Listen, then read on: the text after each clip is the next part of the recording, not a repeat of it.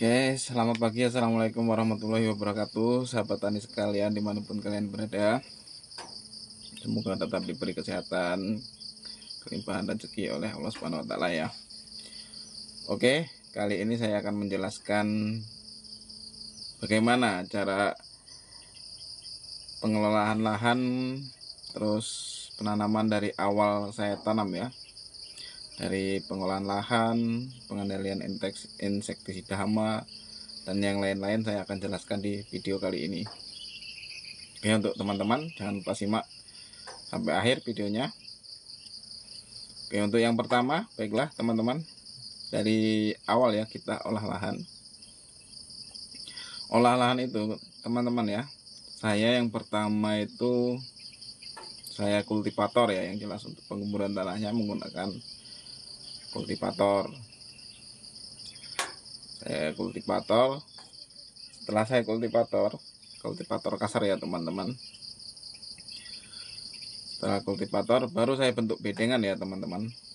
Supaya apa? Supaya nanti kalau udah dibentuk bedengan, pupuk-pupuk yang kita taruh itu agar tidak larut terkena air hujan ya teman-teman. Itu yang pertama. Setelah dikultivator bentuk bedengan ya, bedengan jelek-jelek dulu ya lah teman-teman ya. Setelah dibentuk bedengan baru kita beri pupuk dasar ya teman-teman. Pupuk dasarnya apa? Pupuk dasarnya saya menggunakan yang pertama itu kohe sapi ya teman-teman. Itu saya sekitar bedengan tuh kalau enggak 30 ya 35 meteran ya teman-teman. Pokoknya sekitar itu antara 30 sampai 30 meter itu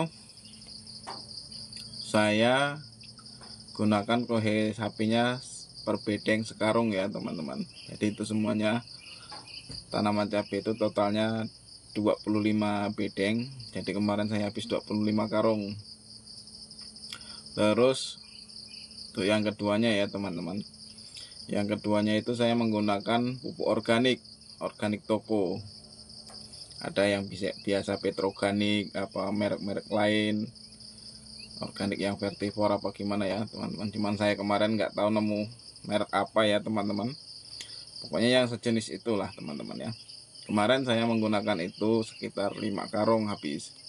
Jadi per 5 bedengnya itu sekarung untuk 5 bedeng ya. Terus yang ketiga itu saya menggunakan Ponska ya teman-teman, Ponska subsidi. Itu saya habis 3 karung untuk 25 bedeng itu ya. Ya kira-kira sendirilah sekarungnya untuk 8 bedengan lah sekarungnya ya, 8 bedeng lebih ya. Kan soalnya totalnya 25 karung ya, 25 bedeng ya teman-teman. Jangan lupa ditambahkan kapur dolomit. Kapur dolomit itu saya menggunakan 5 karung ya teman-teman. Lihat per 5 bedengnya 1 karung juga. Terus habis tabur pupuk dasar itu ya teman-teman, dicincang lagi pupuk dasar itu menggunakan kultivator lagi ya teman-teman. Diaduk lagi supaya rata gitu ya teman-teman pupuk dasarnya. Nah, setelah diaduk kembali baru dibentuk bedengan yang untuk benar-benar ya teman-teman, supaya kita enak masang mulsanya. Kuncinya apa ya teman-teman? Kuncinya satu, diolah lahan. Kita harus teliti diolah lahan ya teman-teman, agar supaya kita jangan sampai gagal ya di penanaman nanti ya. Setelah itu, setelah selesai semua baru kita tutup mulsa ya teman-teman. Saya nggak nyemai dulu, saya nggak tutup mulsa langsung nanam ya teman-teman. Setelah tutup mulsa itu saya biarkan sambil nunggu semaian ya teman-teman, semaian besar kurang lebih 1 bulanan lah. Jadi begitu sudah mulsa ketutup, saya baru nyemai teman-teman. Alasannya kenapa teman-teman ya? Alasannya supaya yang tanah yang tercampur pupuk tadi bisa lebih matang di lahan, ketutup sama mulsa kan fermentasi kohe tadi itu lebih jadi ya teman-teman. Oh ya teman-teman, tadi lupa saya, kohenya itu difermentasi ya teman-teman. Kalau bisa ya teman-teman ya minimal sebulan lah. Cuman kemarin saya sekitar 3 minggu gitu ya, 3 minggu saya tabur di bedengan, alhamdulillah ya agak aman ya teman-teman. Kalau bisa lebih baiknya 1 bulan, soalnya kemarin saya terlalu cepat ya, terlalu buru-buru. Terus untuk yang kedua ya teman-teman, untuk yang kedua, begitu semayan udah tinggi, udah siap tanam, kita pokoknya udah ya kira-kira seminggu tuh, seminggu sebelum tanam itu mulsa udah kita lubang ya teman-teman. Seminggu sebelum tanam kita lubang. Terus sekitar kalau misalnya teman-teman bisa sehari 2 hari selesai ngelubangnya ya teman-teman. Pokoknya ya teman-teman kira-kira aja lah. Misal sehari selesai lebih bagus ya, apa 2 hari selesai lebih bagus. Saya kemarin sekitar 3 harian ya teman-teman selesai. Begitu selesai lubang, kira-kiranya udah 2-3 hari apa 1 minggu sebelum tanam. Itu sebelum tanam saya kocor lubangnya teman-teman ya. Saya rendamkan trichoderma untuk per 200 liter air ya teman-teman. Untuk per 200 liter air itu trichodermanya 1 bungkus. Teman-teman bebas milih, bisa anfus ataupun primasit ya, tergantung selera teman-teman. Saya kemarin menggunakan primasit ya teman-teman. Terus EM4 nya 1 botol ya teman-teman, per 200 liter air. Terus sama gula merahnya 1 kilo, sama power soil atau asam humatnya setengah kilo ya teman-teman. Jadi caranya gini ya teman-teman. Kalau kemarin saya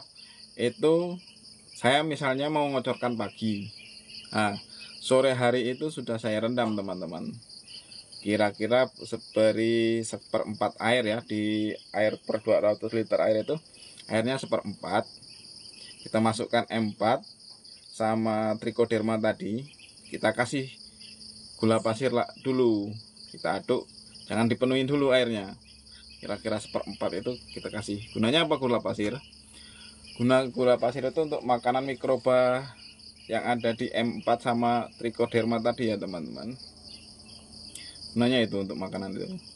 Baru nanti setelah itu kita tutup 1 malam ya teman-teman. Paginya kita buka, kita aduk lagi, kita masukkan power soil atau asam humat tadi ya teman-teman. Untuk apa itu ya? Untuk apa ya itu? Itu gunanya untuk mencegah supaya agar tidak layu ya.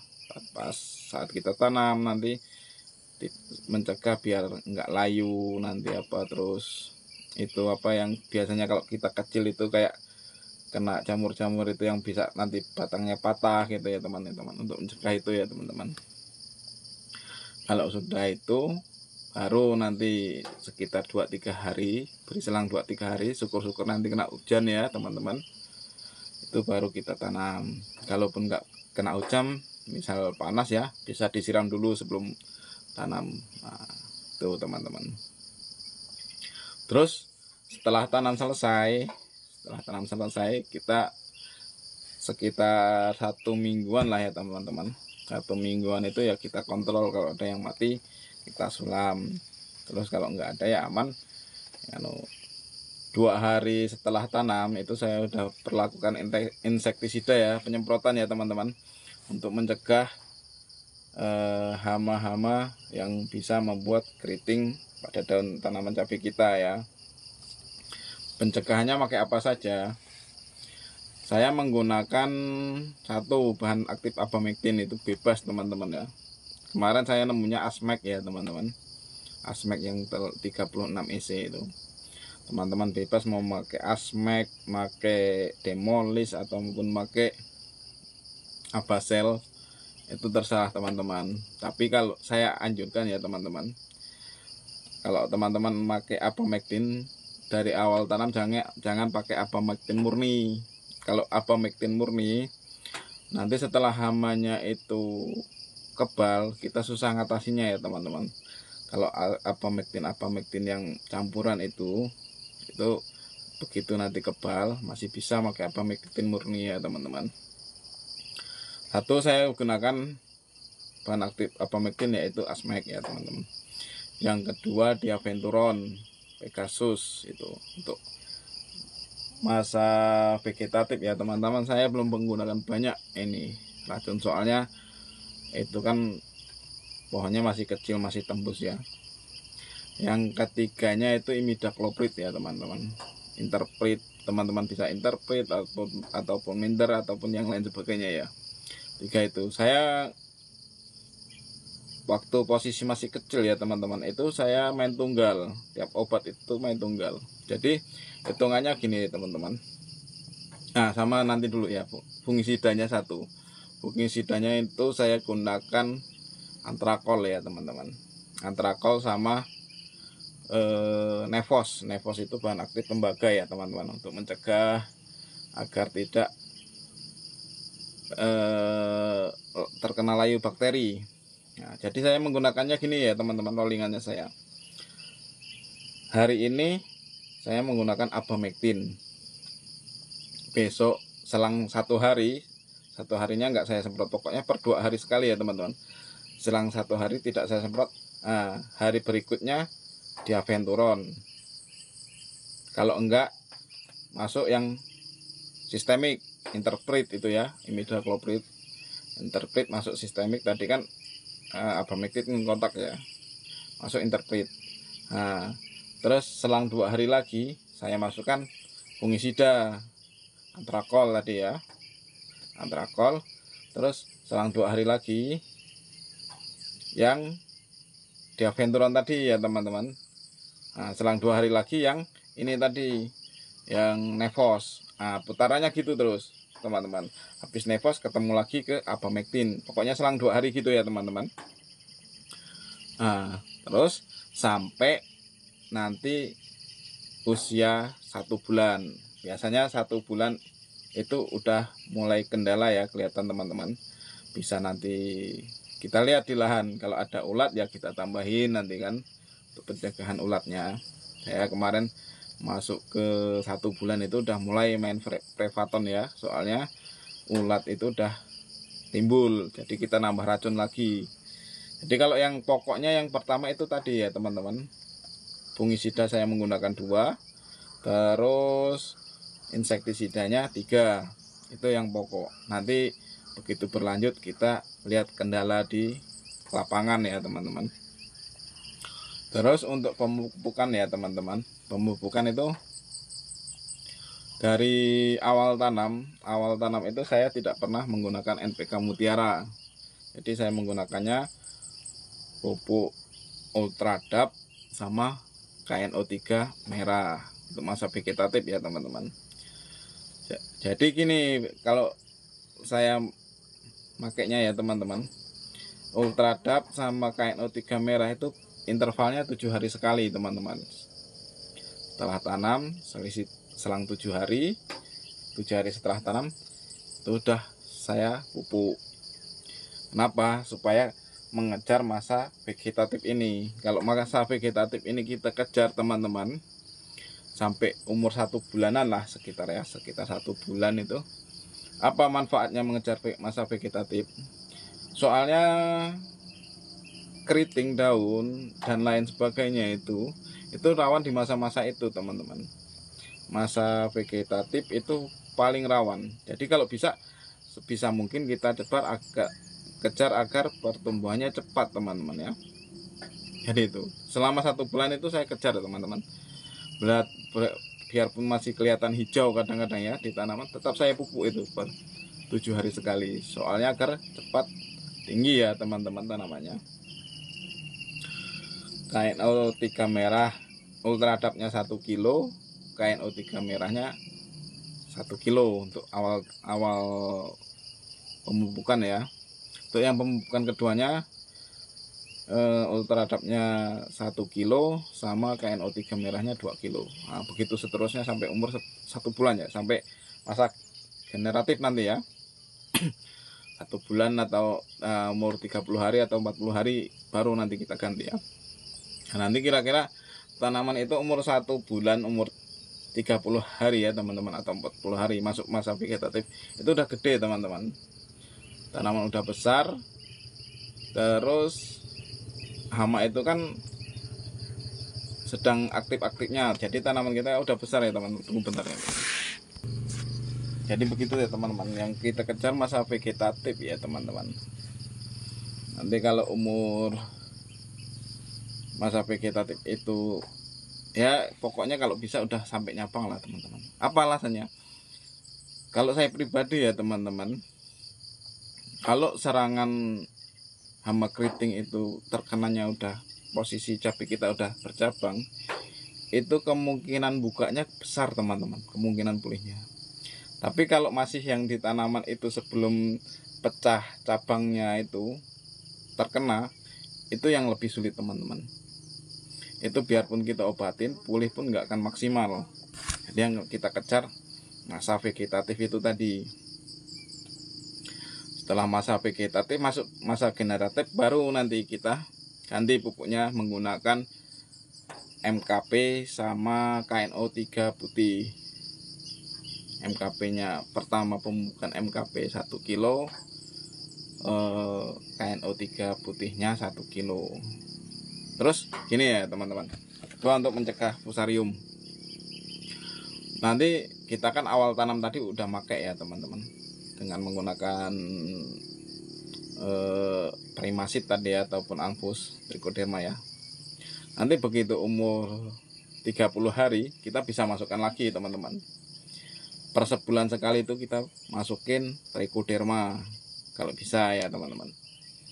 Itu nanti yang begitu pembukaan ya teman-teman kan bisa ngitung kena pembukaan keberapa nanti masuk 30 hari atau 30 hari lewat dikit kan, itu masukin lagi, dicampur pupuk nggak apa-apa teman-teman, Trichoderma itu ya. Nah begitu seterusnya, nanti tiap bulan sekali, 1 bulan sekali masuk lagi nanti ya teman-teman. Oke, kembali ke pupuk tadi ya teman-teman. Pupuk tadi gitu, KNO putihnya 1 kilo sama MKP-nya 1 kilo untuk 200 liter air ya teman-teman. 200 liter air. Terus untuk yang keduanya KNO putihnya 2 kilo, MKP-nya 1 kilogram. Nah, begitu seterusnya ya teman-teman. Sampai usia 2 bulan atau sampai pembungaan itu kalau bisa dijaga itu ya teman-teman, menggunakan pupuk itu insya Allah bunganya bisa teman lihat sendiri yang di video-video saya sebelumnya ya teman-teman. Gitu, itu hasil dari KNO putih sama MKP. Terus nanti kalau memang itu kan semua barang mahal ya teman-teman, kalau memang teman-teman mau mengganti nanti begitu buah cabenya itu udah banyak ya, kira-kira awal panen lah, misalnya kan kalau di dataran rendah itu 2,5 bulan itu udah mulai panen ya teman-teman. Itu kalau mau teman-teman mengganti pupuknya udah bisa pakai Mutiara ataupun Boska, terserah. Yang penting yang kita kejar tadi masa vegetatif, awal vegetatif sama awal pembungaan tadi ya. Nanti begitu udah keluar buah kayak saya kemarin, udah ada buahnya ya, buah di atas sudah saya ganti pakai NPK Mutiara yang agak miring ya teman-teman.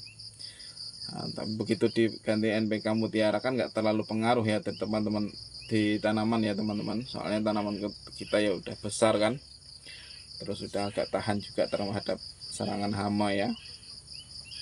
Nah gitu teman-teman.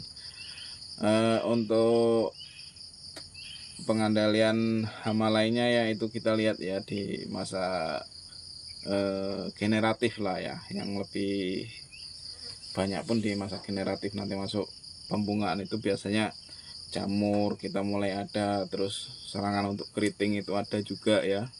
Nanti teman-teman bisa diperhatikan di lapangan, terus sama bisa ditambah lagi rasanya. Kita nggak bisa monoton ya teman-teman nanam cabai itu kita nggak bisa monoton, artinya ini harus ini gini-gini, nggak bisa. Kita harus perhatikan di lapangan ya teman-teman.